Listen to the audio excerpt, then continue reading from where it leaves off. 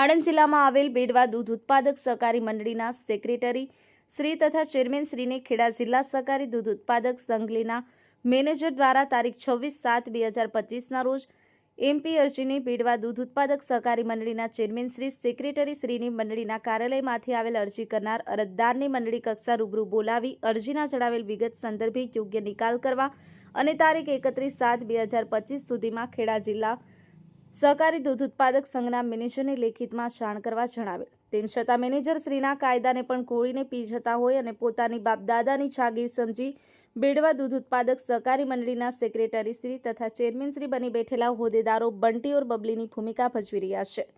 Bureau report, Vande Mataram news Gujarat. Ramesh સત્યની સાથે કુમાર મગનભાઈ પટેલ, હોદ્દો સેક્રેટરી, બેડવા દૂધ મંડળી.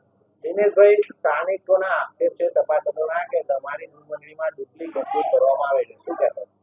એમાં અમૂલની ટેસ્ટિંગ વાન દ્વારા જે સેમ્પલ ચકાસણી થઈ એમાં 10 ગ્રાહકોના સેમ્પલ અસામાન્ય જણાવેલ છે અને સંઘના પરિપત્ર મુજબ અમે જે સેમ્પલ અસામાન્ય જણાયા છે એની પર કાર્યવાહી કરી લીટરે સંઘના પરિપત્ર મુજબ 1 થી 10 રૂપિયા દંડની જોગવાઈ છે એ પ્રમાણે ને એમનું દૂધ બંધ કરવું તથા તેમનું બોનસ પણ સહકારી જે આપણું વર્ષ છે એ છેલ્લી તારીખ સુધી પકડાયા છે ત્યાં સુધીની એમની દંડ કરી અને બોનસ જપ્ત કર્યું એ કાર્ય કરેલ છે અને ઠરાવથી અમે વસ્તુ પણ એ લોકોને સહી લઈ અને નક્કી કર્યું છે કે આપણે દંડ કરવો અને એમનું દૂધ બંધ કરવું. અત્યાર સુધી કેટલા લોકો આવા નકલી દૂધ ભરતા પકડાયા છે? એ અમૂલની ટેસ્ટિંગ વાન આવે ત્યારે એમાં જે સેમ્પલ ચકાસણી થાય એમાં અમૂલના રિપોર્ટ મુજબ ખબર પડે કે આ જે કોનું ભેળસેળવાળું છે એ પાણીવાળું છે એ અમૂલની ટેસ્ટિંગ વાન દ્વારા ખબર પડે છે. કેટલા લોકો પકડાયા છે? 10 ગ્રાહક પકડાયા છે.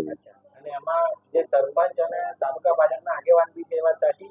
ના, એમાં સરપંચનો નંબર છે, જે ભરત અમારા જે તાલુકા પંચાયતના આગેવાન છે ભાજપના, એમનો નંબર એ લોકોનો ભેળસેળ જ નથી આવ્યો અને અગાઉ પછી આવું ભેળસેળ ના થાય એની માટે સંઘને પણ અમે જાણ કરી છે. એમાં એક MADM મશીન આવે છે જે 45 લાખ રૂપિયાના કૌભાંડનો આક્ષેપ છે. જ્યારે તમે જે દંડની જોગવાઈ કરો છો એ બંનેમાં શું તફાવત આવે છે? એ અમારે સંઘના પરિપત્ર મુજબ એમનું જે નિરાકરણ કરવું પડે એ પ્રમાણે કાર્ય કરવું પડે છે. આક્ષેપ છે કે દંડની જે જોગવાઈ કરી છે એનાથી એ લોકોનો બચાવ થાય છે. 45 લાખ રૂપિયાની રકમનો આક્ષેપ તો એની માટે અમારે સંઘનું એક રાહ લેવી પડે અને સંઘના નીતિ નિયમ મુજબ જ કામ કરવું પડે. અને કાયદાકીય કાર્યવાહી આગળ થશે કે પછી દંડ ફટકારીને સંઘની સલાહ લઈ અને આગળની કાર્યવાહી કરીશું.